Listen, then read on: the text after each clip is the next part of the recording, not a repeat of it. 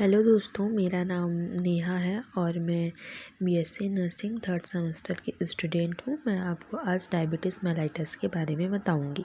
Diabetes mellitus होता क्या है?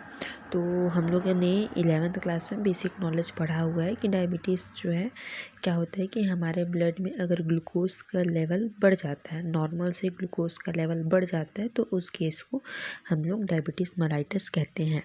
ठीक, अगर हम लोग डायबिटीज़ मेलाइटस की अगर डेफिनेशन की बात करें तो क्या होगा कि diabetes mellitus is a group of metabolic diseases characterized by hyperglycemia resulting from defects in insulin secretion, insulin action और both। ठीक, डायबिटीज़ मेलाइटस क्या है? एक ग्रुप ऑफ मेटाबॉलिक डिसीज़ है जिसके कैरेक्टर क्या है कि ब्लड में ग्लूकोज का लेवल बढ़ जाता है, हाइपरग्लाइसीमिया, जो कि किसके कारण होता है? क्योंकि इंसुलिन के सिक्रीशन अफेक्ट हो जाता है या फिर इंसुलिन अच्छे से एक्शन नहीं कर पाता है, ये डायबिटीज़ मेलाइटस होता है। ठीक, अगर हमने हमारे ब्लड में लंबे समय में हाइपरग्लाइसीमिया हो चुका है, long term complication of chronic hyperglycaemia, अगर हम उसको ट्रीट नहीं कर रहे हैं, हाइपरग्लाइसीमिया है लेकिन हम उसको ट्रीट नहीं कर रहे हैं, तो क्या क्या कॉम्प्लिकेशन हो सकते हैं?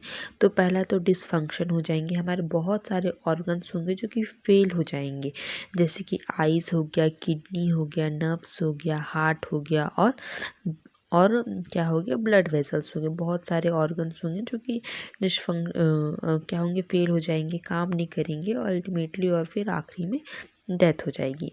फिर अगर हम देखें तो फिर क्या होता है कि अब अगर वैसे तो इसको हम लोग क्लास 11-12 में पढ़ते हैं, लेकिन क्या होता है कि हम लोग जो अपने डाइट में कार्बोहाइड्रेट इंटेक करते हैं उसका ब्रेक डाउन होता है, फिर उसका ब्रेक डाउन होगा, फिर तो उसका मोनोमर ग्लूकोज बनेगा और लीवर में ग्लाइकोनियोजेनेसिस के थ्रू ग्लूकोज बनता है, और इसी ग्लूकोज को बॉडी सेल्स के द्वारा इंटेक किया जाता है और इसको यूज़ किया जाता है अपनी जो बेसिक नेसेसरी एक्टिविटी होती है, जैसे कि रेस्पिरेशन के लिए और किसी किसी चीज़ के लिए, बाय द एक्शन ऑफ कौन सा, by the action of insulin, जो कि पैनक्रियाज के बीटा सेल्स द्वारा सिक्रीट होता है।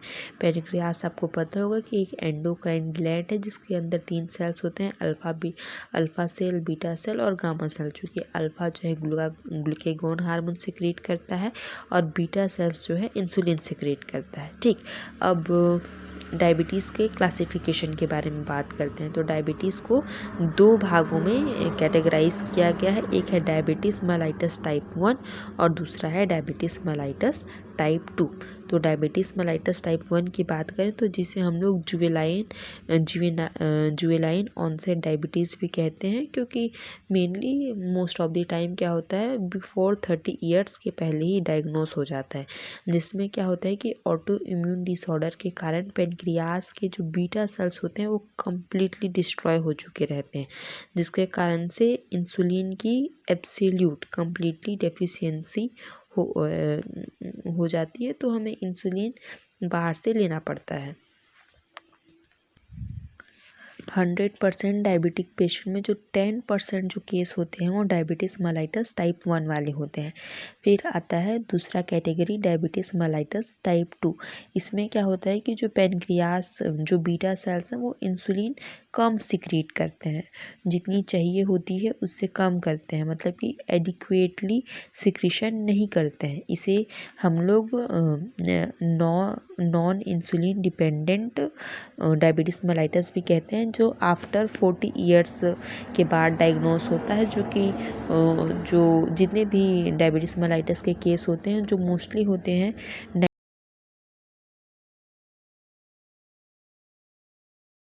के बाद आता है कि ईटियोलॉजी और रिस्क फैक्टर, उसके कॉजिंग फैक्टर क्या क्या है। तो टाइप 1 डायबिटीज़ मेलाइटस के तो क्या है कि वही है कि auto immune pancreatic beta cells destruction, हमारी खुद की इम्यून सिस्टम ही अगर पैनक्रियास के बीटा सेल को डिस्ट्रॉय कर दे तो हाँ, इंसुलिन का सिक्रीशन नहीं होगा। फिर आता है अब पैथोफिजियोलॉजी। पैथोफिजियोलॉजी आखिरकार क्या होता है, कैसे होता है, उसके बारे में देखते हैं। ठीक, तो पहले टाइप 2 डायबिटीज़ मेलाइटस के बारे में देखते हैं, उसके बाद हम टाइप 1 डायबिटीज़ मेलाइटस के बारे में देखेंगे। तो हमने उसके कैटेगरी में देखा कि टाइप 2 क्या है कि इनएडिक्वेट सिक्रीशन ऑफ इंसुलिन। जितना सिक्रीशन हमारे बॉडी में चाहिए इंसुलिन का, उतना सिक्रीशन इंसुलिन का नहीं हो पाता है, जिसके कारण से patient develops resistance to insulin. इसका मतलब क्या है कि हमारा जो बॉडी है वो इंसुलिन के रेसिस्ट करता है, उसको कम सिक्रीट होने के कारण उसको उसके जो वर्क है वो करता नहीं है, उसको रेसिस्ट करता है इंसुलिन को। वही है, तो ग्लूकोज, जिसका रिजल्ट क्या होगा कि जो ग्लूकोज है वो सेल इनटेक नहीं कर पाएगी। इसके डायबिटीज़ मेलाइटस के 2 ट्रेट हैं, एक तो है पेरिफेरल इंसुलिन रेजिस्टेंस, या फिर दूसरा क्या है, इनसफिशिएंट इंसुलिन प्रोडक्शन। हमारा इंसुलिन सिक्रीशन हो रहा है लेकिन हमारे जो सेल्स हैं वो इंसुलिन को रेसिस्ट कर रहे हैं, या फिर हम कह सकते हैं दूसरा ये है कि इंसुलिन का प्रोडक्शन ही सफिशिएंट मात्रा में नहीं होता, जिसका रिज़ल्ट क्या होगा कि इंसुलिन का हमने काम क्या देखा था कि इंसुलिन के एक्शन के कारण ही जो ग्लूकोज है वो सेल इनटेक कर पाती है। लेकिन अगर इंसुलिन नहीं रहा तो फिर ग्लूकोज का ट्रांसपोर्ट मसल सेल और दूसरे जो सेल्स हैं उन तक हो नहीं पाएगा, जिसके कारण से हमारे जो ब्रेन तक क्या इन्फॉर्मेशन जाएगी कि सेल्स क्या इन्फॉर्मेशन भेजेंगे कि हमें तो एनर्जी चाहिए, तो ब्रेन तक जाएगी कि हमारे पास ग्लूकोज की कमी है। तो फिर लीवर में फिर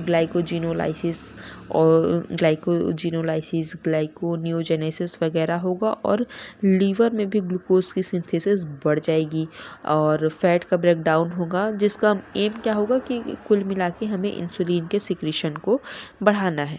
ठीक, उसके बाद क्या है कि कहीं ना कहीं वो कहाँ से लिंक है, has been linked to higher plasma of free fatty acid and pro inflammatory cytokines. फिर आएगा हमारा टाइप 1 डायबिटीज़ मेलाइटस। उसमें हमारा क्या देखा कि हमारी खुद की इम्यूनिटी ही, हमारे खुद के एंटीबॉडीज़ है, जो हमारे खुद के एंटीजेंस हैं, एंटीबॉडीज़ जो हमारे बॉडी में बनते हैं, एंटीजेंस जो कि बाहर से फॉरेन पार्टिकल्स को हम एंटीजेंस कहते हैं, वो क्या होंगे कि हमारे बीटा सेल्स को डिस्ट्रक्ट करेंगे। चूँकि क्या मेनली क्या होता है, 80 to 90% beta cells have been damaged. ठीक, डैमेज हो चुके होते हैं।